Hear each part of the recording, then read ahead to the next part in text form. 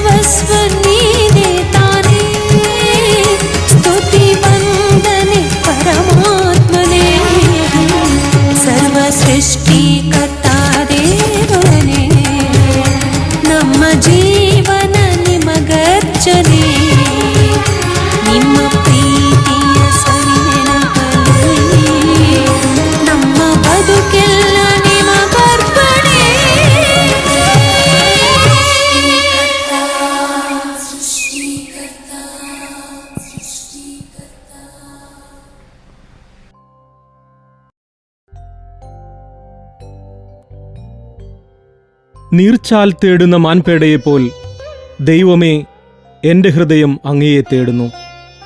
എൻ്റെ ഹൃദയം ദൈവത്തിനായി ദാഹിക്കുന്നു, ജീവിക്കുന്ന ദൈവത്തിനായി തന്നെ. എപ്പോഴാണ് എനിക്ക് ദൈവസന്നിധിയിലെത്തി അവിടുത്തെ കാണാൻ കഴിയുക എന്നുദ്ഘോഷിച്ച സങ്കീർത്തകനെ പോലെ എപ്പോഴും ദൈവസന്നിധിയിൽ അണയാൻ തീവ്രമായ പ്രാർത്ഥനയോടെ കാത്തിരുന്ന വ്യക്തിയാണ് ദേവസഹായം പിള്ള.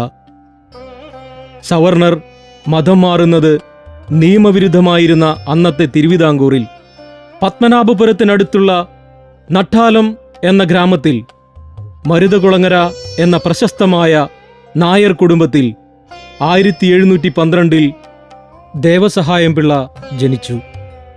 ജ്ഞാനസ്നാനത്തിനു മുമ്പ് ഇദ്ദേഹത്തിൻ്റെ പേര് നീലകണ്ഠപിള്ള എന്നായിരുന്നു. സംസ്കൃതം, തമിഴ്, മലയാളം എന്നീ ഭാഷകളിലും തർക്കം, വേദാന്തം, വ്യാകരണം എന്നീ വിഷയങ്ങളിലും ആയുധവിദ്യകളിലും സമർത്ഥനായിരുന്നു യുവാവായ നീലകണ്ഠപിള്ള. വീട്ടിലെയും നാട്ടിലെയും കണ്ണിലുണ്ണി, കരുണാമയൻ. ആ മരുതകുളങ്ങര തറവാട്ടിലേക്ക്.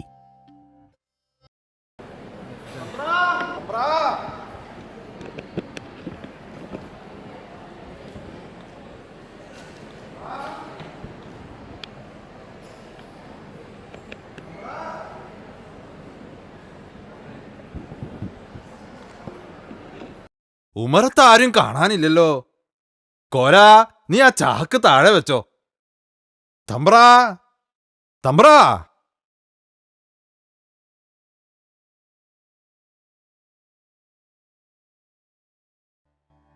എന്താ എന്താ ആ കാര്യം പറയാ. തമ്പ്രാനൊന്നും മുഖം കാണിക്കണം, ഒരു സങ്കടം പറയാനുണ്ട്. സങ്കടങ്ങളും പരാതികളും ആദ്യം എന്നോട് പറയാ, നാം ഒന്ന് കേൾക്കട്ടെ. എന്നിട്ട് കൊള്ളാവുന്നതാണെങ്കിൽ തമ്പ്രാനോട് ഞാൻ പറഞ്ഞോളാം. പറയാ, എന്താ സങ്കടം? അത് പിന്നെ ഹോ, അതാണോ സങ്കടം? അതല്ല. എങ്കി സമയം കളയാതെ പറയൂ, എനിക്ക് വേറെ ജോലി ഉണ്ടേ. തമ്പ്രാ, ഈ ആണ്ടത്തെ കൃഷിയും നശിച്ചു. അതുകൊണ്ട് പാട്ടം തരാനുള്ള പണം ഇല്ല അല്ലേ? കൃഷി നശിച്ചില്ലെങ്കി പട്ടം തന്നാ മതി എന്നായിരുന്നല്ലോ കരാർ. അല്ല, എന്നാലും കൃഷി ഇറക്കേണ്ടതും വിളവെടുക്കേണ്ടതും നിങ്ങളാണ്. അത് കൃത്യമായി ചെയ്യാതെ. തമ്പ്രാ, എല്ലാം കൃത്യമായിട്ട് ചെയ്തു. പക്ഷെങ്കി കാലാവസ്ഥ ചതിച്ച ഞങ്ങൾ എന്തു ചെയ്യും? അതുകൊണ്ട് അടുത്ത ആണ്ടുകൂടി പാടം പാട്ടത്തിന് തന്ന ഈ കടം മിളാറ് വീട്ടിക്കൊള്ളാം. അടുത്താണ്ടും നിങ്ങൾ ഇങ്ങനെ തന്നെ പറഞ്ഞു വന്നാലോ? അത് പറ്റില്ല. എത്രയും പെട്ടെന്ന് പാട്ടടച്ചു തീർക്കുക, എങ്ങനെയെങ്കിലും. അങ്ങൊന്ന് വിചാരിച്ച. ഞാൻ വിചാരിക്കില്ല. എന്റെ തമ്പ്രാന് നഷ്ടമുണ്ടാക്കുന്ന ഒരു കാര്യവും ഞാൻ വിചാരിക്കില്ല. നിങ്ങൾക്ക് പോകാം. പോകാൻ വരട്ടെ. തമ്പ്രാ, നീലാണ്ടൻ തമ്പ്രാ, ഞങ്ങളെ സഹായിക്കണം. കൃഷി മോശമായി. ഒരു തവണ കൂടി പാടം വിട്ടു തന്ന ഞങ്ങൾ എങ്ങനെയെങ്കിലും പാട്ടം കൃത്യമായി തന്നോളാമേ. ഞങ്ങളുടെ കാരണവന്മാരായി കൃഷി ചെയ്തുകൊണ്ടിരുന്ന പാടം വേറെ ആർക്കെങ്കിലും പാട്ടത്തിന് കൊടുത്താ ഞങ്ങൾക്കത് സങ്കടാ. ആ പാടം അടുത്ത വർഷവും നിങ്ങൾക്ക് തന്നെ പാട്ടത്തിന് തരുന്നു. നീലാണ്ട, എന്താ ഈ പറയണേ? ഇവരുടെ സങ്കടങ്ങളെല്ലാം ഞാൻ കേട്ടു. ഈ പാവങ്ങളെ സഹായിക്കേണ്ടത് നമ്മളാണ്. കാരണം നമ്മുടെ മണ്ണിൽ പൊന്നു വിളയിക്കേണ്ടത് അവരാണ്. അവരില്ലാതെ ഈ നാടിന് ജീവനില്ല. അതുകൊണ്ടാണ് എൻ്റെ ഈ തീരുമാനം.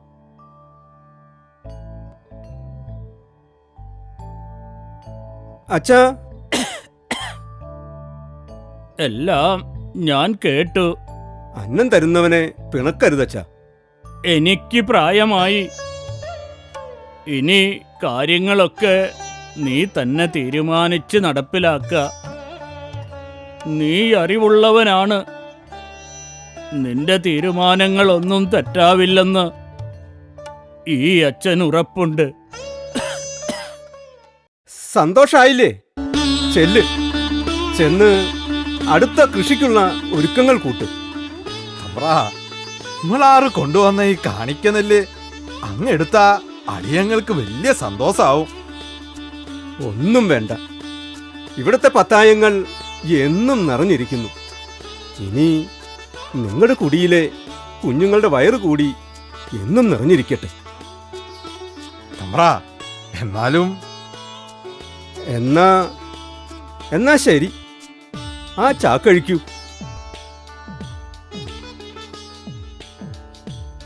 ഇത് നിങ്ങളുടെ സ്നേഹത്തിന്റെ ഒരു പിടി നെല്ല്. ഞാനിതെടുക്കുന്നു. തമ്പ്ര, ഉമ്മറാളോട് കരുണ കാട്ടണ അങ്ങ് പെരിയവർ. ആണ്ടവർ തമ്പ്രാൻ എപ്പോഴും കൂട്ടായിരിക്കട്ടെ. അടിയങ്ങ ഇറങ്ങട്ടെ തമ്പ്ര.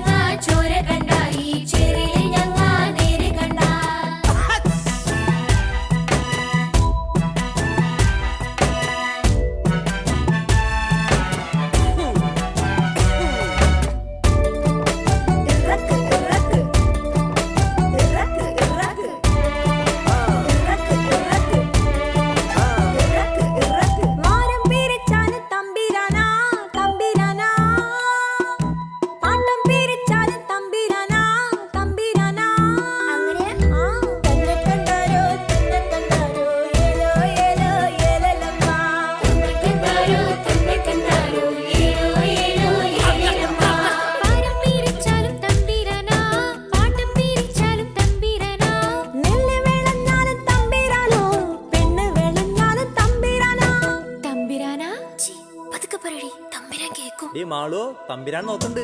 ഞങ്ങ കതിരിനെ നാമ്പ് വന്ന് ഞങ്ങ കനവിനെ വേര് വന്ന് ഞങ്ങളുടെ ഗന്ധോയം തിരളെടുത്ത് ഞങ്ങളുടെ സൂര്യൻ വെയില് തന്ന് തന്നെ കണ്ടാരോ ഏലോ ഏലോ ഏലലമ്മ തന്നെ കണ്ടാരോ ഏലോ ഏലോ ഏലലമ്മ ഞങ്ങളുടെ ആകാശം മഴയിൽ തന്ന് ഞങ്ങളുടെ ഞാറിനില വളർന്ന് ഞങ്ങ കള മാറ്റി നോമ്പ് നോറ്റ് ഞങ്ങ വളമിട്ട് കാത്തിരുന്ന്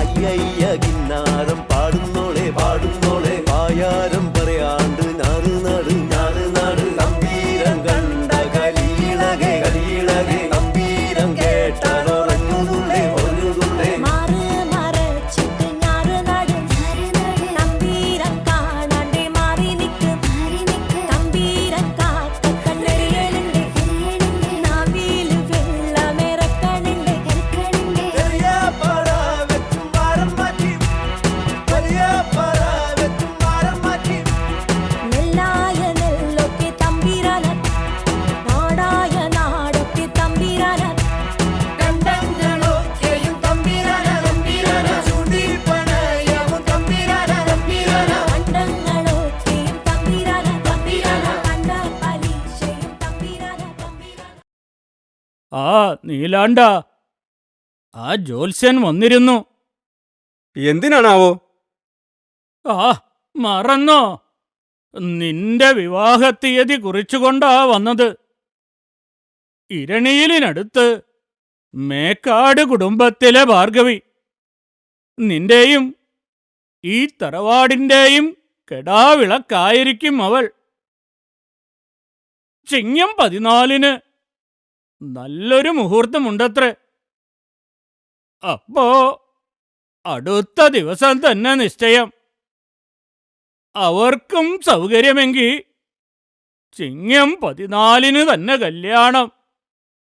എന്താ? ആയിക്കോട്ടെ. സീതാ കല്യാണ വൈഭോഗമേ രാമ കല്യാണ വൈഭോഗമേ.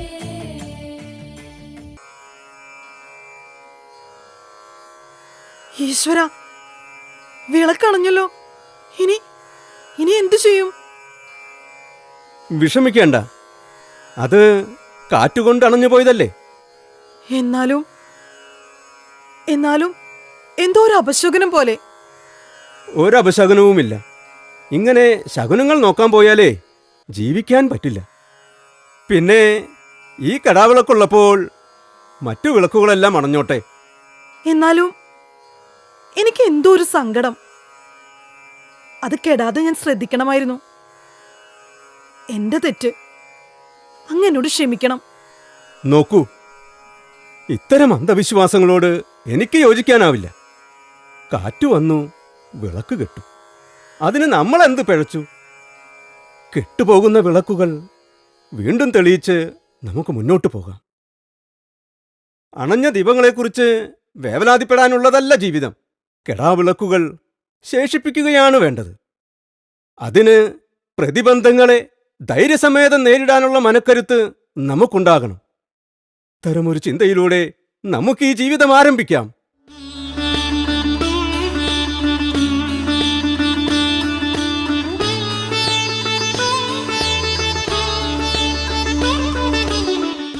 തന്റെ കുടുംബത്തിലെ ആചാരങ്ങളെല്ലാം ഭക്തിയോടെ നിറവേറ്റി നീലകണ്ഠൻ.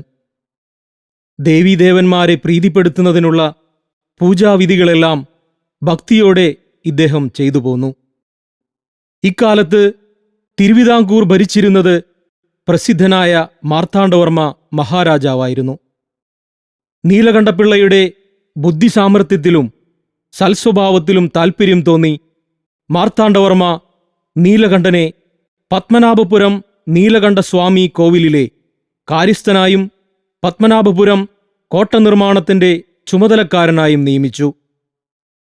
1741 ഡച്ചുകാരുമായുള്ള കുളച്ചൽ യുദ്ധത്തിൽ തടവുകാരനായി പിടിക്കപ്പെട്ട് പിന്നീട് മാർത്താണ്ഡവർമ്മ തന്റെ സൈന്യങ്ങളുടെ അധിപനായി നിയമിച്ച ഫിസേദിയോസ് ബനഡിക് ഡിലനോയിയുമായുള്ള നിരന്തര സമ്പർക്കത്തിന് നീലകണ്ഠന്റെ പുതിയ ജോലി കാരണമായി. ഡിലനോയി തികഞ്ഞ കത്തോലിക്ക വിശ്വാസിയായിരുന്നു. പത്മനാഭപുരത്തിനടുത്തുള്ള ഉദയഗിരിയിലെ ഡിലനോയിയുടെ വസതിയിലെ നിത്യസന്ദർശകനായിരുന്നു നീലകണ്ഠൻ. എന്തും പരസ്പരം തുറന്നു പറയുന്ന ഉറ്റ ചങ്ങാതിമാർ.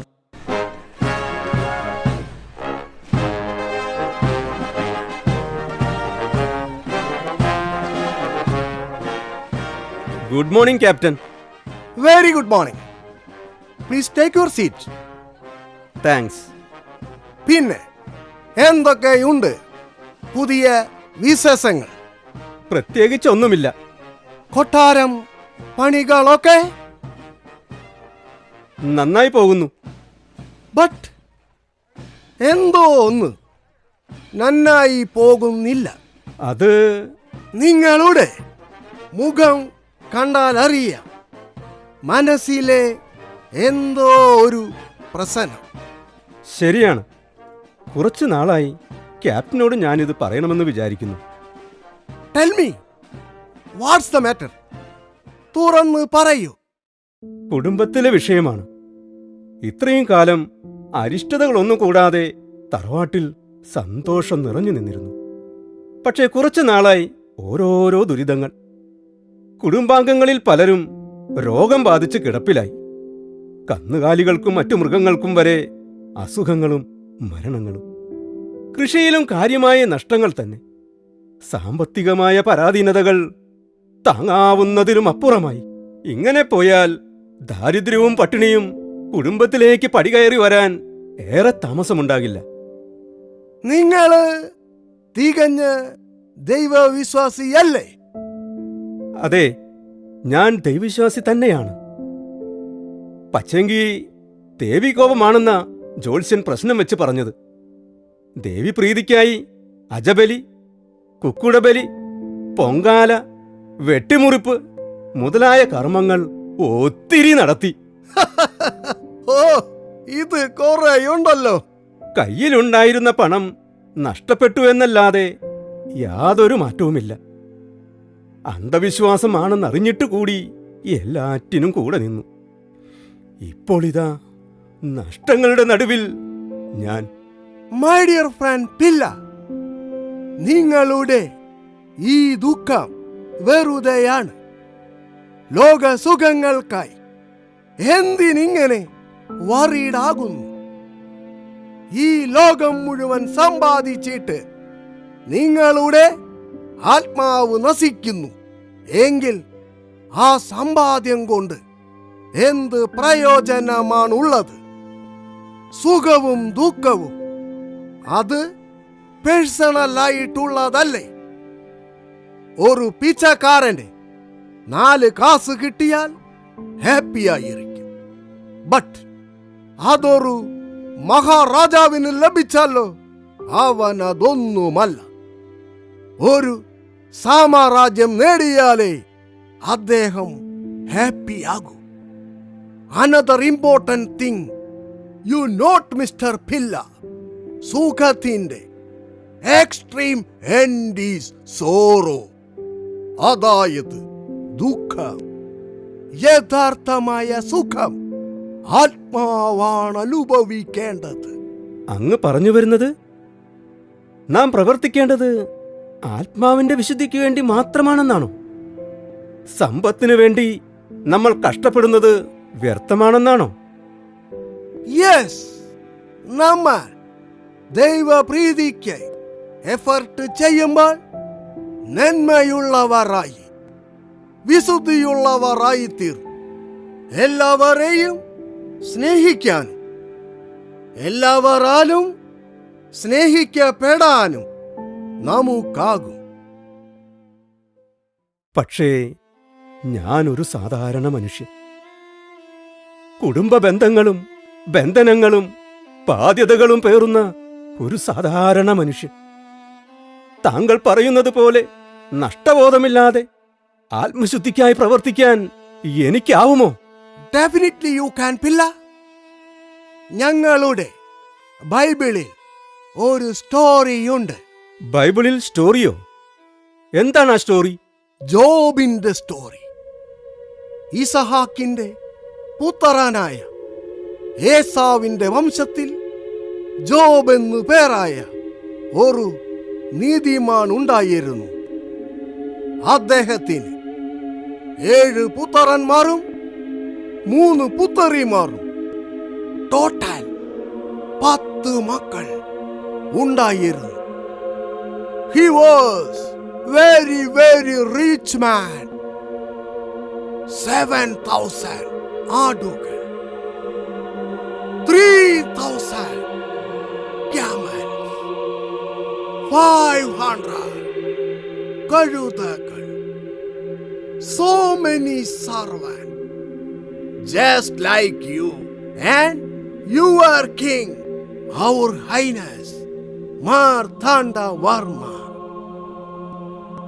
പണത്തേക്കാൾ ദൈവത്തിന് സ്ഥാനം കൊടുത്ത ജോബിനെ പരീക്ഷിക്കാൻ പിശാച് തീരുമാനിച്ചു. പരീക്ഷണമോ? എന്ത് പരീക്ഷണം? ജോബിന്റെ സമ്പത്തെല്ലാം പിശാച് നശിപ്പിച്ചു. ആടുകൾ, കഴുതകൾ, ക്യാമൽസ്, സർവൻസ് എല്ലാവരെയും പിശാച് നശിപ്പിച്ചു. 10 മക്കളെയും പിശാച് ഇല്ലാതാക്കി. ഇത്രയും ദുരന്തങ്ങൾ എങ്ങനെ നേരിട്ടു ആ ദൈവഭക്തൻ? ജോബ് എന്ന ആ നീതിമാൻ തനിക്ക് നേരിട്ട ദുഃഖങ്ങളിൽ നിരാശനാകാതെ മുട്ടിപ്പായി പ്രാർത്ഥിച്ചു. അദ്ദേഹം തന്റെ വസ്ത്രങ്ങൾ കീറിക്കളഞ്ഞ് നിലത്ത് വീണ് ദൈവത്തെ ആരാധിച്ച് പറഞ്ഞു, ഞാൻ എൻ്റെ അമ്മയുടെ ഉദരത്തിൽ നിന്നും നഗ്നനായി വന്നു. അതിനാൽ എൻ്റെ അന്ത്യത്തിലും ഞാൻ നഗ്നനായി ഇരിക്കണം. കർത്താവ് തന്നു, കർത്താവ് എടുത്തു. കർത്താവിൻ്റെ നാമം വാഴ്ത്തപ്പെടട്ടെ. ജോബിന്റെ ഉറച്ച വിശ്വാസത്തിന് മുന്നിൽ പിശാച് തോറ്റു. എന്നിട്ട് എന്തുണ്ടായി? എന്നിട്ടും പിശാച് ജോബിനെ വിട്ടില്ല. ഡെവിൾ ജോബിനെ ശാരീരികമായി പീഡിപ്പിച്ചു. അവനെ രോഗിയാക്കി. ജോബിന്റെ ലൈഫ് വെരി കഷ്ടമായി. രോഗത്തിന്റെ വലിയ കഷ്ടപ്പാടിലും ജോബ് ദൈവത്തെ സ്തുതിച്ച് പ്രയർ ചെയ്തു. At last, Almighty Lord appeared in front of Job. ദൈവം അവന് മുമ്പിൽ പ്രത്യക്ഷപ്പെട്ട് അവന്റെ നഷ്ടപ്പെട്ടതെല്ലാം ഡബിളായി ഇരട്ടിയായി തിരിച്ചു കൊടുത്തു. Praise the Lord. ദൈവം ഇത്രയും വലിയവനോ? ഇതെല്ലാം കേൾക്കുമ്പോ മനസ്സിന് എന്തോ ഒരു വല്ലാത്ത ആശ്വാസം. സുഹൃത്തുക്കളെ, താങ്കൾ പറഞ്ഞത് എത്ര ശരിയാണ്. എന്തിനാണ് മനുഷ്യൻ പണത്തിന്റെ പുറകെ പായുന്നത്? മരിക്കുമ്പോൾ നാം ഒന്നും കൂടെ കൊണ്ടുപോകുന്നില്ല. ആ മരണം പോലും ദൈവത്തിന്റെ നിശ്ചയത്തിലാണ്.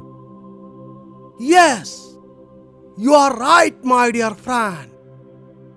So, I believe in my Lord. ആ വിശ്വാസമാണ് തടവുകാരനായിരുന്ന എന്നെ ഈ തിരുവിതാംകൂർ ഡൈനസ്റ്റിയുടെ ഈ മഹാസാമ്രാജ്യത്തിന്റെ സേനാപതിയാക്കിയത്. ആ ദൈവത്തെ ഞാൻ എന്നും മഹത്വപ്പെടുത്തുന്നു.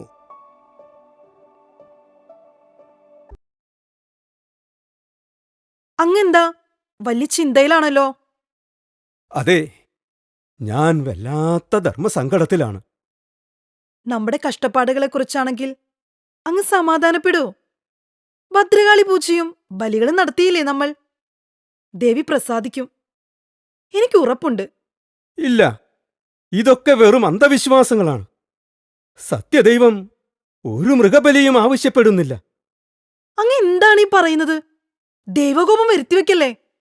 ഹൃദയശുദ്ധിയോടെയുള്ള പ്രാർത്ഥന മാത്രമാണ് സത്യദൈവത്തിനിഷ്ടം. അതുവഴി ആരാധകന്റെ മേൽ അവൻ പ്രസാദിക്കുന്നു. അവന്റെ ആത്മാവിന് ശാന്തിയും ജീവിതത്തിൽ സമാധാനവും പ്രദാനം ചെയ്യുന്നു. ആ നന്മയും സ്നേഹവും സമൂഹത്തിന് സന്തോഷവും ഐശ്വര്യവും സമ്മാനിക്കുന്നു. ആ സത്യദൈവത്തെ ഇനി മുതൽ ഞാനും ആരാധിക്കാൻ തീരുമാനിച്ചു. അങ്ങ് എന്തൊക്കെയാണ് ഈ പറയുന്നത്? സത്യദൈവമോ? അതെ, ക്രിസ്തുദേവനെ. തന്നെപ്പോലെ തന്നെ തന്റെ അയൽക്കാരനെയും സ്നേഹിക്കണമെന്ന് പറഞ്ഞ, മനുഷ്യ നന്മയെക്കുറിച്ചും സ്നേഹത്തെക്കുറിച്ചും മാത്രം പഠിപ്പിച്ച ആ ദൈവപുത്രനെ ഞാൻ മനസ്സാ സ്വീകരിച്ചു കഴിഞ്ഞു. അങ്ങക്കിത് ഭ്രാന്ത് പിടിച്ചോ? ഹിന്ദുമതാചാരത്തിന്റെ വലിയൊരു വേലിക്കെട്ടിലാണ് നാം വളർന്നതും ഇതുവരെ ജീവിച്ചതും ജീവിക്കുന്നതും. പെട്ടെന്നൊരു മതമാറ്റം, അത് ആർക്കും അംഗീകരിക്കാനാവില്ല. ആരും അതിന് സമ്മതിക്കില്ല. എനിക്കാരുടെയും സമ്മതം ആവശ്യമില്ല. എന്റെ തീരുമാനം ഉറച്ചതാണ്. അങ്ങുന്നേ എന്റെ സഹധർമ്മിണിയായ നിനക്ക് പോലും സത്യദൈവത്തിന്റെ പാതയിൽ നിന്ന് എന്നെ പിന്തിരിപ്പിക്കാനാവില്ല. വേണമെങ്കിൽ യേശുദേവന്റെ മഹത്വം മനസ്സിലാക്കി ഇനിയുള്ള ജീവിത വഴിയിൽ നിനക്കെന്റെ സഹചാരിയാകാം. അല്ലെങ്കിൽ അല്ലെങ്കിൽ ഇവിടെ വെച്ച് നിനക്കെന്നെ ഉപേക്ഷിക്കാം.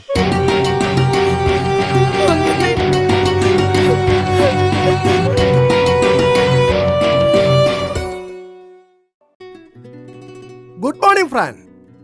എന്താണ് രാവിലെ തന്നെ ഒരു സ്ട്രോങ് കോഫി ആയാലോ? ഞാൻ തീരുമാനിച്ചു കഴിഞ്ഞു ക്യാപ്റ്റൻ. തീരുമാനമോ? വാട്ട് തീരുമാനം? സത്യദൈവത്തിന്റെ പാത സ്വീകരിക്കാൻ ഞാൻ മനസ്സാ തീരുമാനിച്ചു. Well done. ബട്ട് എന്റെ ചിന്താഗതികളെ മാറ്റിമറിച്ച ഇരുളടഞ്ഞ എന്റെ ജീവിത വഴിയിൽ വിജ്ഞാനത്തിന്റെ മാർഗദീപം തെളിയിച്ച ക്രിസ്തുദേവന്റെ വചനങ്ങളെ പാലിക്കാനും ആ സ്നേഹഗായകന്റെ പിൻഗാമിയാകാനും ഞാൻ ആഗ്രഹിക്കുന്നു. അതിന് ഞാൻ എന്താണ് ക്യാപ്റ്റൻ ചെയ്യേണ്ടത്? Good decision mister Pilla. My dear Fran, നിങ്ങളുടെ തീരുമാനം നല്ലതാണ്.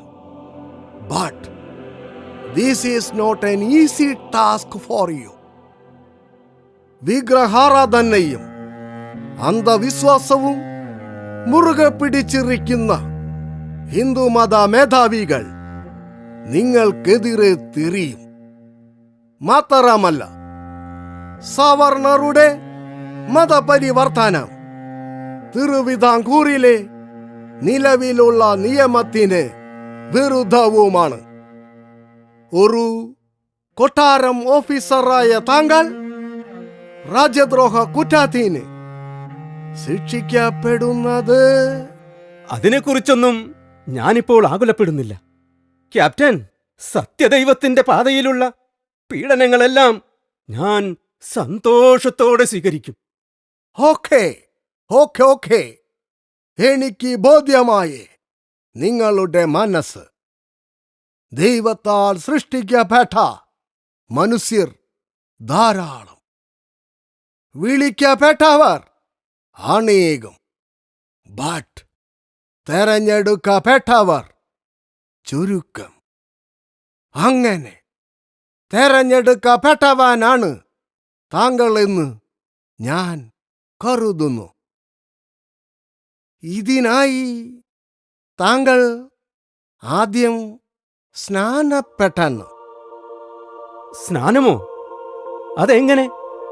യെസ്, സ്നാനം, ബാപ്റ്റിസം. അതിനായി ഒരു കാര്യം ചെയ്യൂ. വടക്കൻ കുളം ഇടവക ഭരിക്കുന്ന ബഹുമാനപ്പെട്ട വികാരി ഫാദർ ബുട്ടാരിക്ക് ഞാനൊരു ലെറ്റർ തരാം. ക്യാപ്റ്റൻ ഡില്ലനോയിയുടെ കത്തുമായി നീലകണ്ഠപിള്ള ഫാദർ ബുട്ടാരിയുടെ മുന്നിലെത്തി. പിള്ളയുടെ ജീവിത സാഹചര്യവും ഹിന്ദുമതത്തിന്റെ ശക്തമായ നിലപാടുകളും ഉദ്യോഗ വലുപ്പവും മനസ്സിലാക്കിയപ്പോൾ ഫാദറിന് നീലകണ്ഠനെ സ്നാനപ്പെടുത്തുന്നതിൽ അല്പം മടി തോന്നി. സംഭവിക്കാവുന്ന കഷ്ടതകളെപ്പറ്റി അദ്ദേഹം പിള്ളയെ താക്കീത് ചെയ്തു.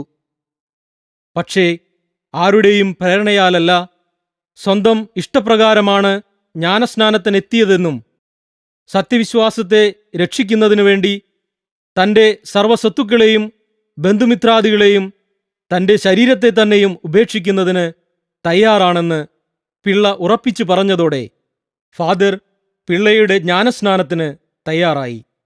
അങ്ങനെ 1746 മെയ് 17 നീലകണ്ഠപിള്ള ലാസറസ് അഥവാ ദേവസഹായം പിള്ള എന്ന പുതിയ പേരിൽ ജ്ഞാനസ്നാനം ചെയ്യപ്പെട്ടു.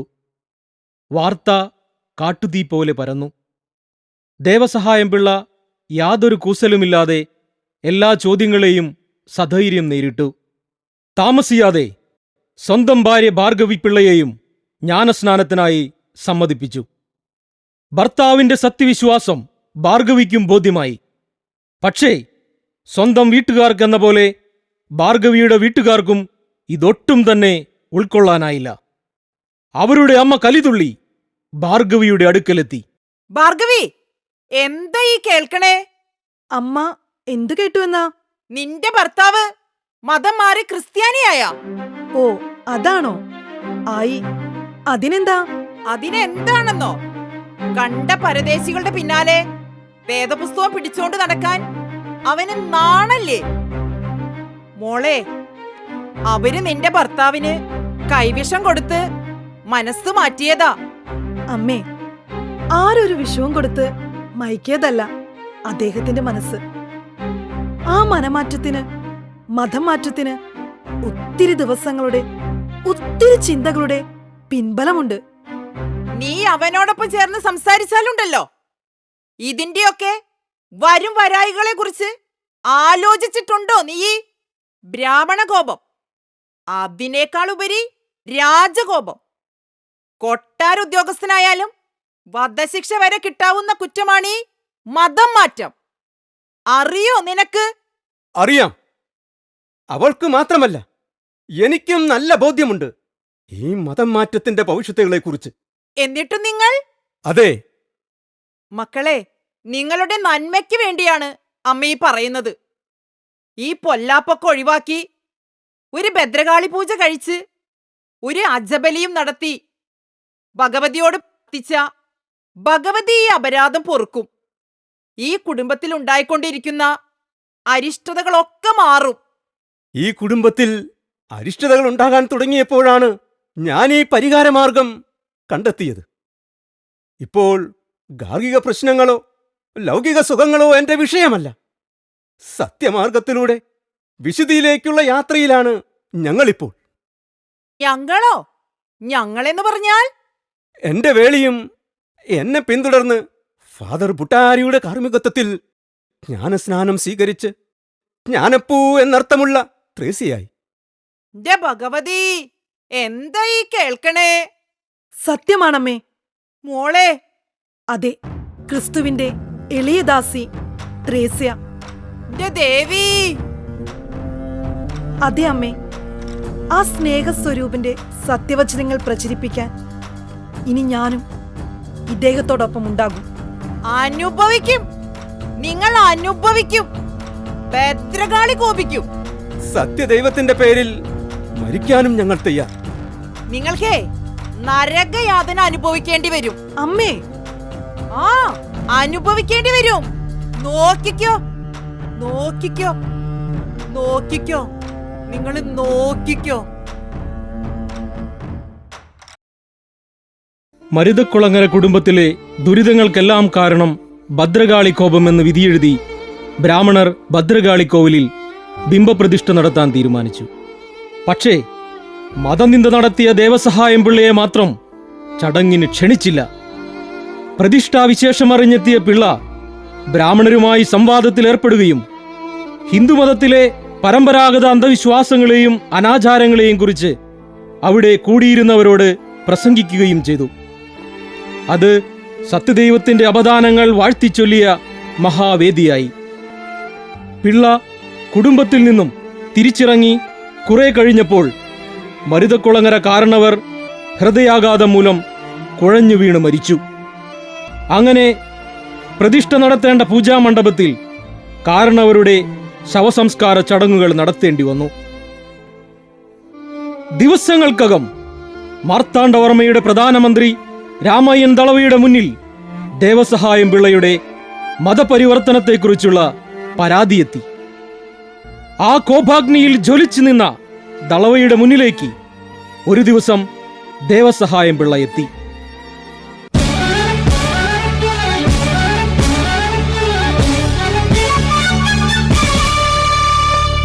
ബഹുമാന്യനായ മന്ത്രി പുങ്കവന് വന്ദനം. ഞാൻ ദേവസഹായം പിള്ള. നാം കേൾവിപ്പെട്ടിരിക്കുന്നു. വന്ന കാര്യത്തെ സൊല്ലുക. ബഹുമാനപ്പെട്ട ഫാദർ ബുട്ടാരി വടക്കുംകുളത്ത് ഒരു പുതിയ പള്ളി പണിയുവാൻ ആഗ്രഹിക്കുന്നു. അതിനു വേണ്ടുന്ന അനുവാദം അവിടുന്ന് തന്നാൽ കരുണാമയനായ ദൈവം അങ്ങയോട് കൃപയുള്ളവനായിരിക്കും. നിന്റെ പുതിയ ദൈവത്തിന്റെ കൃപ എനക്ക് വേണ്ട. അവിടുന്ന് പേസാതെ നീലകണ്ഠ, നീ ബ്രാഹ്മണരെയും ദേവന്മാരെയും നിന്ദിച്ചു. ഹല്ലേ ദ്രോഹി! പൊണ്ണു തമ്പ്രാന്റെ അണ്ണെന്തെന്ന് അന്ത കയ്യെ കടിച്ചേ. ദേവദാസന്മാരായ ബ്രാഹ്മണനോട് നീ അനാദരവ് കാട്ടി ആക്ഷേപിച്ചു. നിന്നെ ആവേശപ്പെടുത്തിയത് ആരാണെന്ന് നമുക്കറിയാം. അവർക്ക് വേണ്ടി ശുപാർശയുമായി ഞാൻ മുന്നാടെ വരാൻ നിനക്കെങ്ങനെ ധൈര്യമുണ്ടായി? നമ്മുടെ ദേവന്മാരെ ആക്ഷേപിച്ച ഉന്നാവയടക്കി ഉണയെല്ലാം നാം കഴുമരത്തിൽ കേറ്റുവേ. എങ്കിൽ എന്തിനു മടിക്കുന്നു? സത്യവേദം പിന്തുടരുന്നവരെ കൊല്ലാനാണ് തീരുമാനമെങ്കിൽ ഇതാ, ആദ്യം എന്നെ തന്നെ കൊന്നോളൂ. സത്യദൈവത്തിനു വേണ്ടി ഞാൻ അതിനും തയ്യാർ.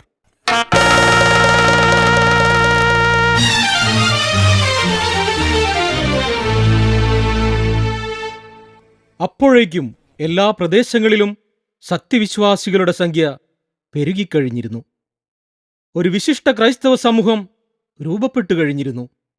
ബ്രാഹ്മണർക്ക് നിൽക്കക്കള്ളിയില്ലാതായി.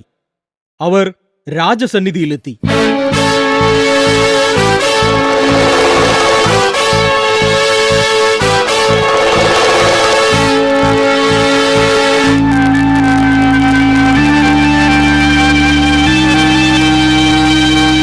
നീലാണ്ടൻ അവിടുത്തെ ഉപ്പും ചോറും നിന്ന് വളർന്നവനാ. ആ നന്ദി പോലും കാണിക്കാതെ അവൻ നസ്രാണികളോടൊപ്പം ചേർന്ന് വേദപുരാണങ്ങളെയും പൂജാവിധികളെയും നശിപ്പിച്ചുകൊണ്ടിരിക്കണു. നമ്മുടെ ദേവന്മാരെയും ബ്രാഹ്മണന്മാരെയും അധിക്ഷേപിക്ക. ഇങ്ങനെ പോയാ ശ്രീപത്മനാഭ ക്ഷേത്രം നസ്രാണികൾ കൈയടക്കി അവരുടെ ആരാധനാലയാക്കും. നസ്രാണികൾ നാട് മുഴുവൻ വ്യാപിച്ച് രാജ്യത്തിന് സമാധാനം ഇല്ലാതാക്കും. അതിനു മുമ്പ് ഇതിനൊക്കെ നേതൃത്വം കൊടുക്കുന്ന ആ ദേവസഹായം പിള്ളയെ നിലയ്ക്ക് നിർത്ത, വേണ്ടി വന്നാ ഇല്ലാതാക്ക. അതേ തിരുമനസ്, ദേവസഹായം പിള്ളയെ ഇല്ലാമാക്കണം. അതോടെ ക്രിസ്തുവറുകളുടെ വേല ഇല്ലാതാകും. തിമിറ് പിടിച്ച് ദൈവഭക്തി കൊണ്ടവൻ ഹൈന്ദവനെ ഉതറിത്തള്ളി ക്രിസ്തുവസനം പാടി നടക്കും അവൻ നാവെ മൂട്ട വയ്ക്കണം. ഇല്ലാവിട്ടാൽ തിരുവിതാംകൂറിനാപത്ത്.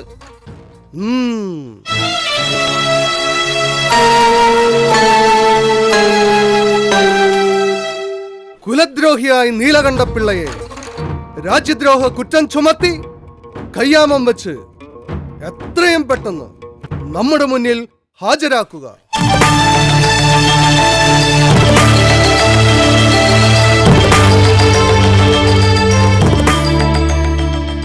സത്യവിശ്വാസത്തിൽ നിന്നും പിന്മാറാൻ ഒത്തിരി പ്രേരണകളും പ്രലോഭനങ്ങളും വാഗ്ദാനങ്ങളും ബന്ധുമിത്രാദികളുടെ ഭാഗത്തു നിന്നുണ്ടായെങ്കിലും പിള്ള ഒന്നിനും വഴങ്ങിയില്ല. അങ്ങനെ കൈയും കാലും ചങ്ങലയാൽ ബന്ധിക്കപ്പെട്ട് അദ്ദേഹം ക്രൂരമായി മർദ്ദിക്കപ്പെട്ട് കാരാഗൃഹത്തിൽ അടയ്ക്കപ്പെട്ടു.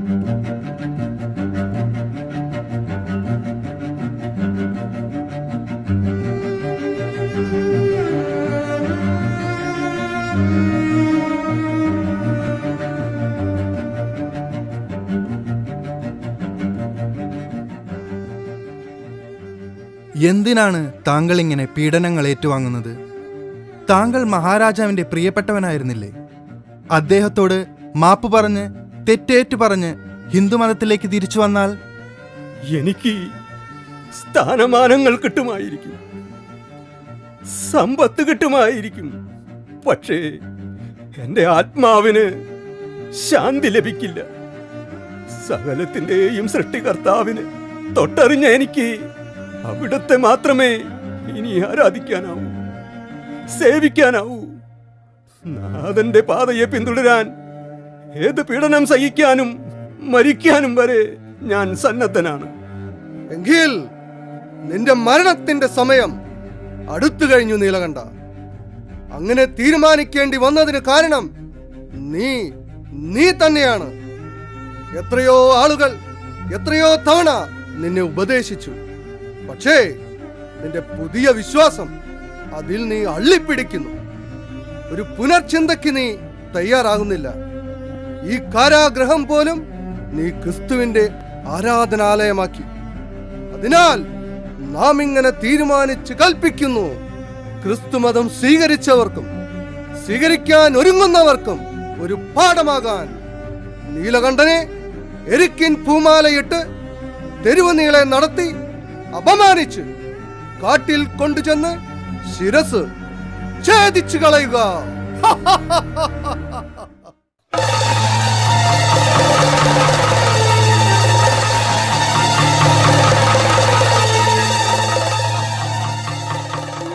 കർത്താവും ദൈവവുമായ എൻ്റെ ഈശോയെ, ഞാൻ ഒരു ഹൈന്ദവനായിരുന്നിട്ട് കൂടി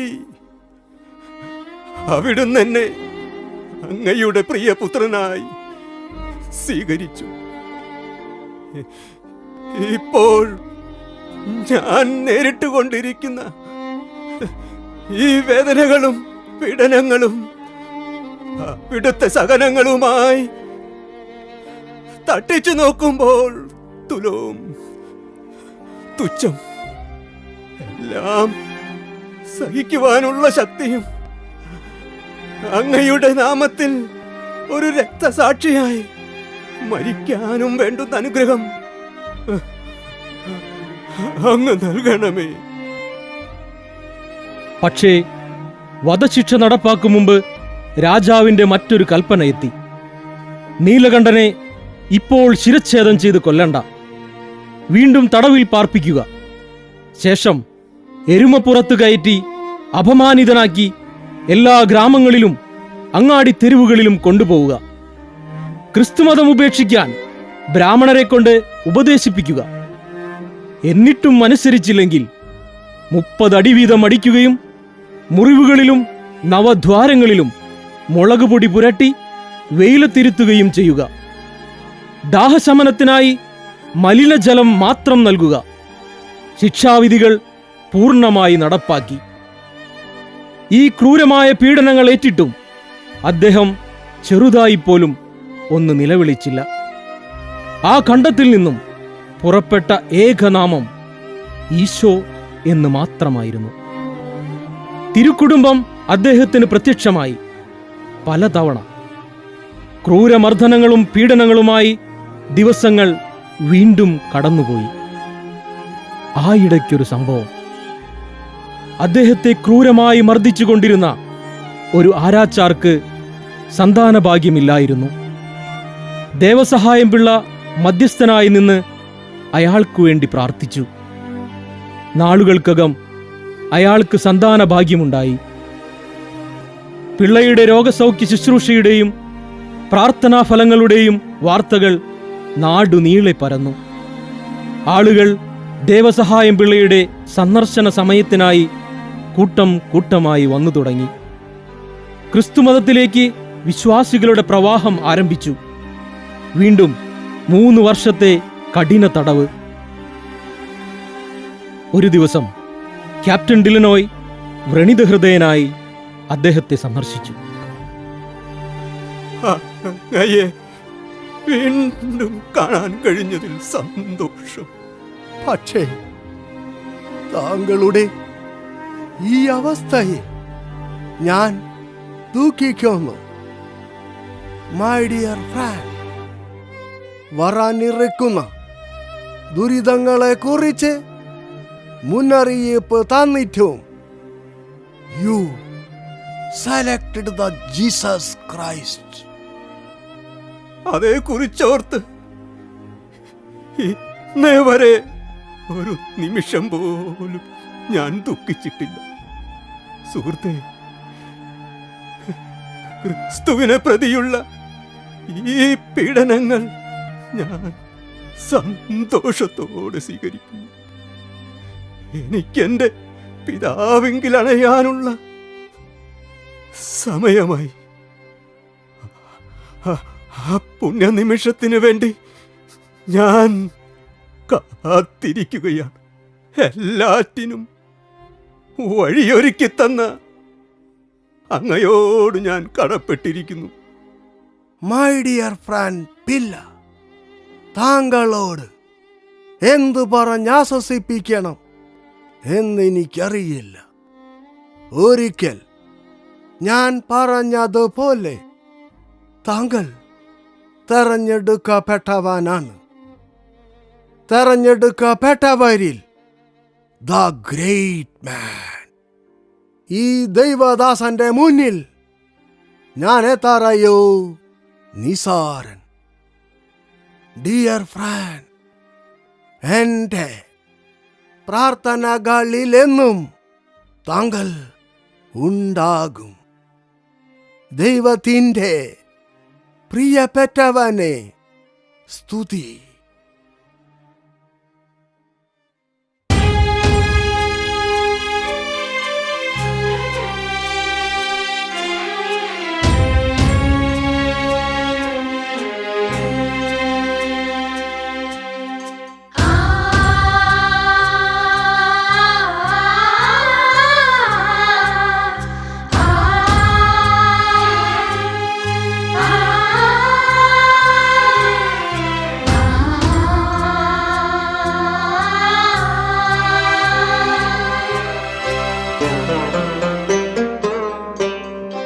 ദൈവത്തിൻ വീട്ടിലേക്കെൻ്റെ യാത്ര,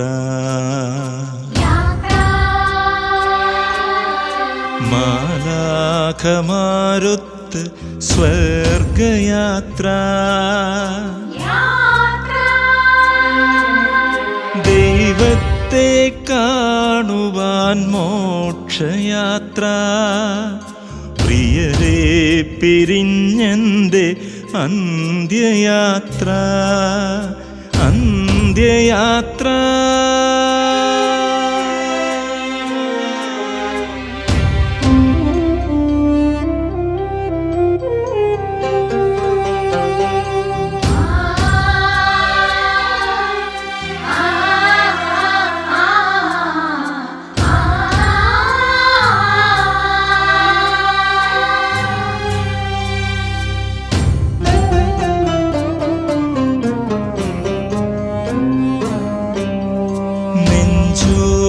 ചേർത്തു പിടിച്ചവരെ,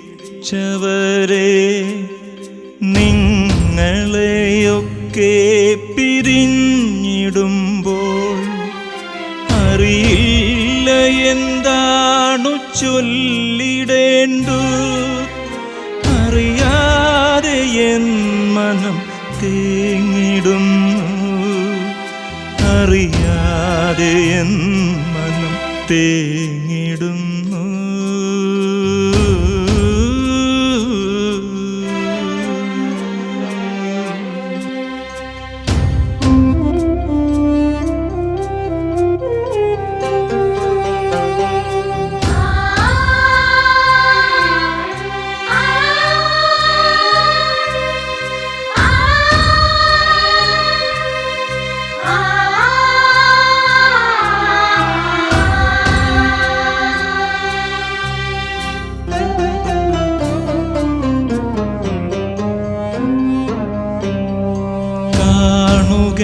കൂട്ടരൻ കൈകളിൽ ഞാൻ കൊണ്ടുപോകുന്നില്ല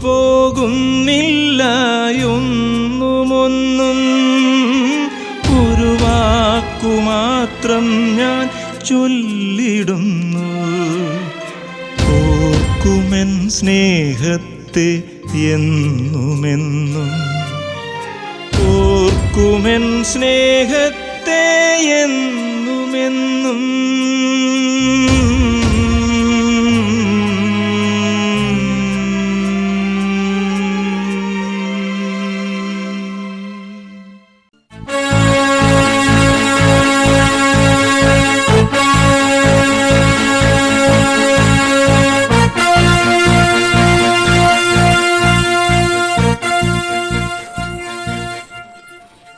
ഇങ്ങനെ പോയാൽ രാജ്യം ക്രിസ്തുവർകളെ കൊണ്ട് നിറയും.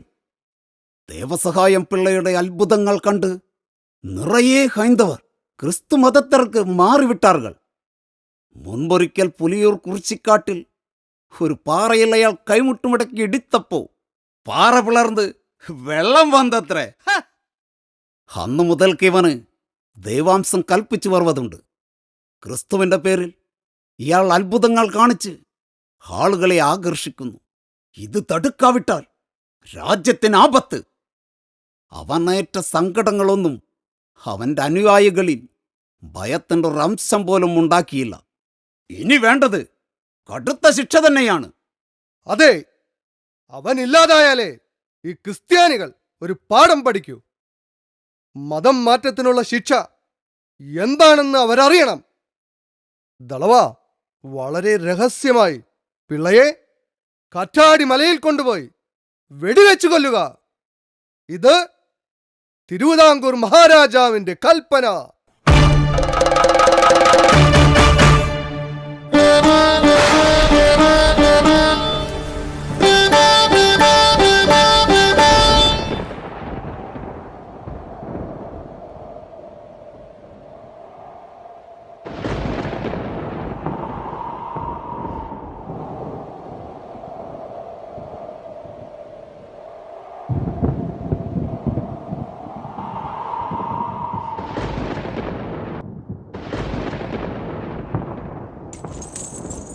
അല്പം വിശ്രമിച്ചിട്ട് പോകാം. അല്ലേ, നിങ്ങൾക്ക് ക്ഷീണം കാണും. ഇത്രയും നടന്നതല്ലേ? ഞങ്ങൾക്കങ്ങനെ ക്ഷീണമൊന്നുമില്ല. നടക്ക്, മുന്നോട്ട് നടക്ക്. എത്രയും പെട്ടെന്ന് കാറ്റാടി മലയിലെത്തണം.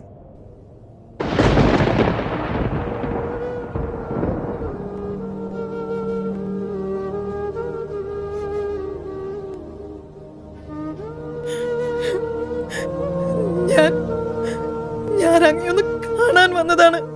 അവസാനമായി അല്ലേ?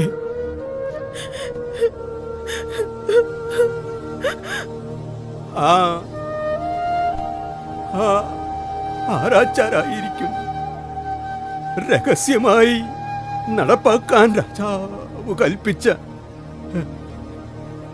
എന്റെ ഈ വധശിക്ഷയെ കുറിച്ച് നിന്നോട് പറഞ്ഞത് അല്ലേ? അതെ, രക്ഷപ്പെടാനുള്ള മാർഗം പറഞ്ഞു തന്നിട്ടും നിങ്ങൾ കൂട്ടാക്കിയില്ല എന്നും പറഞ്ഞു. എന്നാലും എന്തിനു രക്ഷപ്പെടണം? എന്റെ പ്രാർത്ഥനയിലൂടെ സന്താനഭാഗ്യമുണ്ടായതിന്റെ നന്ദി ആരാച്ചാർ എന്നോട് കാണിച്ചു. അത്രയേ ഉള്ളൂ. എന്നാലും അങ്ങുന്നേ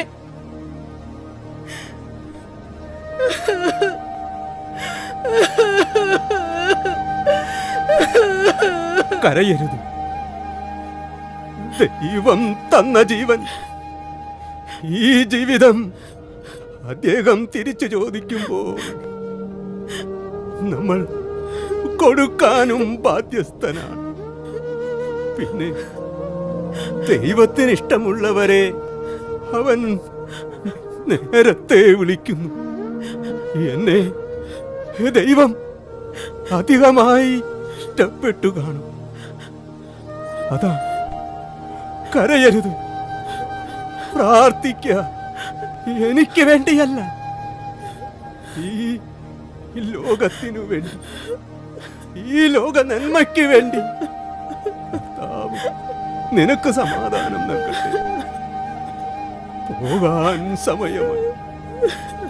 എല്ലാം പൂർത്തിയാക്കി ഞാൻ മടങ്ങുന്നു. അങ്ങുന്നേ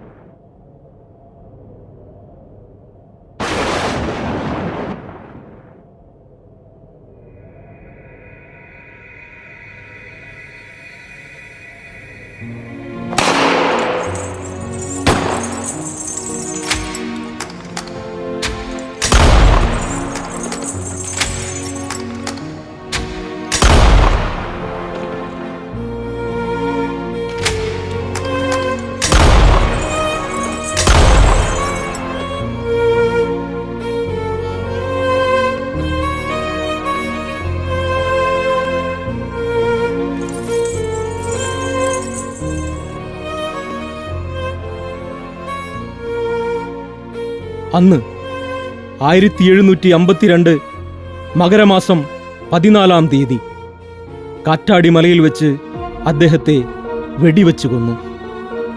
5 വെടിയുണ്ടയേറ്റ ആ ശരീരം വിശ്വാസത്തിന്റെ രക്തവർണം കൊണ്ട് കുതിർന്നു. കാട്ടിൽ ഉപേക്ഷിക്കപ്പെട്ട ആ മൃതശരീരം കണ്ടെത്താൻ ആർക്കുമായില്ല.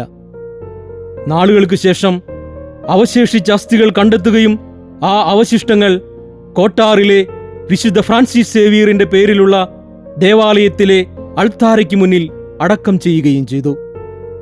ക്രിസ്തുവിനെ പ്രതി രക്തസാക്ഷിത്വം വരിച്ച ആ കർമ്മയോഗിയുടെ സ്മാരകങ്ങൾ ഇന്നും വിശ്വാസികൾ കാത്തുസൂക്ഷിക്കുന്നു, വിശുദ്ധിയോടെ. കോട്ടാറിലെ വിശുദ്ധ ഫ്രാൻസിസ് സേവിയർ ദേവാലയത്തിൽ വിശ്രമിക്കുന്ന ആ കർമ്മയോഗിക്ക് പള്ളിക്കുന്ന് അസംഷൻ മക്കളുടെ പ്രണാമം.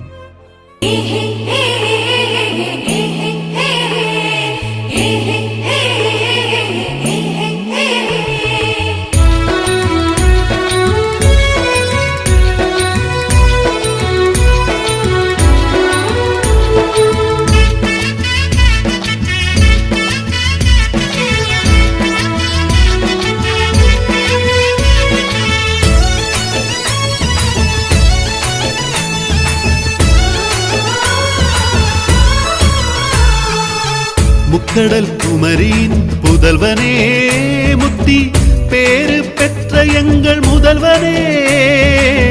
முக்கடல் குமரியின் புதல்வனே முத்தி பேரு பெற்ற எங்கள் முதல்வனே. எங்கள் மனங்களை ஆண்டு நின்று இறை அருள்தனை பரிந்துரைத்திடும் தேவ சகாயமே. எங்கள் மனங்களை ஆண்டு நின்று இறை அருள்தனை பரிந்துரைத்திடும் தேவ சகாயமே. பெற்றவரே திருமறையினை ஏற்றவரே மணக்கோலம் பூண்டவரே மக்கள் மனங்களை ஆண்டவரே. தேவ சகாயமே தேவ சகாயமே தேவ சகாயமே தேவ சகாயமே. முக்கடல் குமரியின் புதல்வனே முத்தி பேரு பெற்ற எங்கள் முதல்வனே.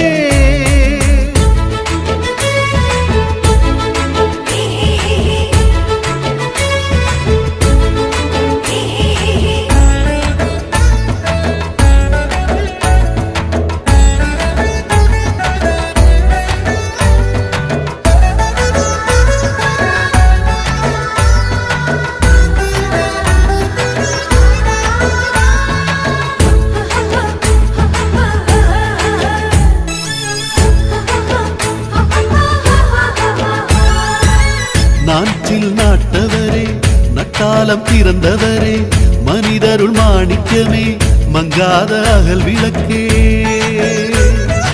அரசவை பணியும் ஆலய பணியும் அகமாறு ஏற்ற அன்பரே. யோபுவின் வாழ்வினை தளபதியார் சொல்லிட நற்செய்தி ஏற்ற நல்லவரே. தடைகளெல்லாம் தகர்த்தெறிந்து நிந்தை செய்தோரின் சிந்தனை மாற்றி கிறிஸ்துவின் சீடரானி கிறிஸ்தவ வாழ்வுமானி. தேவ சகாயமே தேவ சகாயமே தேவ சகாயமே தேவ சகாயமே. 2012 ജൂൺ 26 ബെനഡിക്ട് മാർപ്പാപ്പ ദേവസഹായം പിള്ളയെ വാഴ്ത്തപ്പെട്ടവനായി പ്രഖ്യാപിച്ചു. 2022 മെയ് മാസം 15 ഫ്രാൻസിസ് മാർപ്പാപ്പ അദ്ദേഹത്തെ വിശുദ്ധ പദവിയിലേക്ക് ഉയർത്തി, അൾത്താര വണക്കത്തിന് യോഗ്യനാക്കി. ഒറ്റ വാക്കുകൊണ്ട് ലോകത്തെ ശിക്ഷിക്കാൻ ശക്തിയുള്ള കർത്താവേ, എനിക്ക് ഈ പീഡനങ്ങൾ സഹിക്കുവാൻ ഫലം തരണമേ. ഇവരോട് ക്ഷമിച്ച് ഇവരെ മാനസാന്തരപ്പെടുത്തണമേ എന്നാണ് പീഡനങ്ങളുടെ നടുവിലും ദേവസഹായം പിള്ള പ്രാർത്ഥിച്ചത്. അദ്ദേഹത്തെ പോലെ സഹനങ്ങളുടെ നടുവിലും ഉറച്ച വിശ്വാസത്തോടെ ജീവിക്കാനുള്ള അനുഗ്രഹത്തിനായി നമുക്കും പ്രാർത്ഥിക്കാം.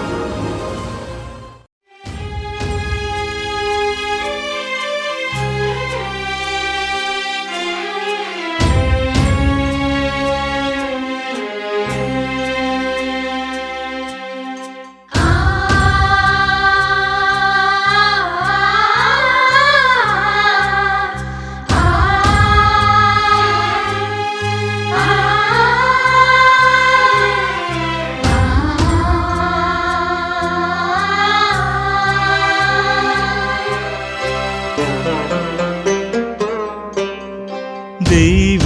ദൈവത്തിൻ വീട്ടിലേക്കെൻ്റെ യാത്ര.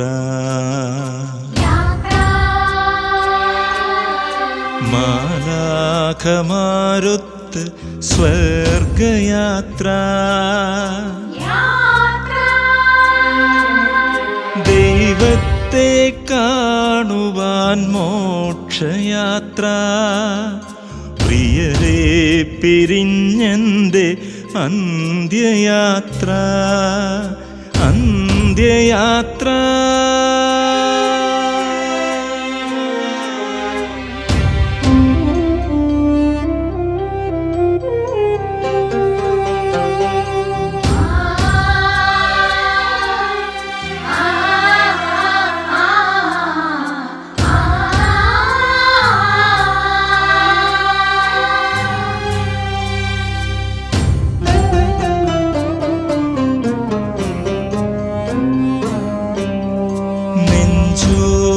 ചേർത്തു പിടിച്ചവരെ നിങ്ങളെയൊക്കെ പിരിഞ്ഞിടുമ്പോൾ അറിയില്ല എന്താണു ചൊല്ലിടേണ്ടു. അറിയാതെ എൻ മനം തേങ്ങിടുന്നു. അറിയാതെ എൻ മനം തേങ്ങിടുന്നു.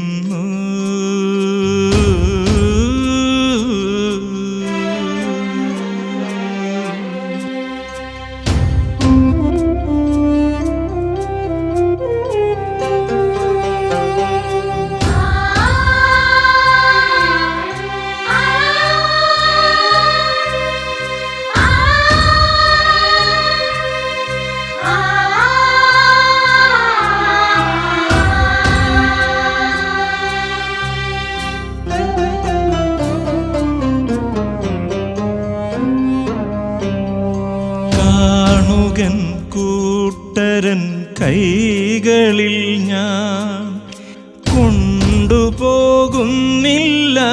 ഒന്നുമൊന്നും. ഒരു വാക്കുമാത്രം ഞാൻ ചൊല്ലിടുന്നു. ഓർക്കുമെൻ സ്നേഹത്തെ എന്നുമെന്നും. ഓർക്കുമെൻ സ്നേഹത്തെ എന്നുമെന്നും.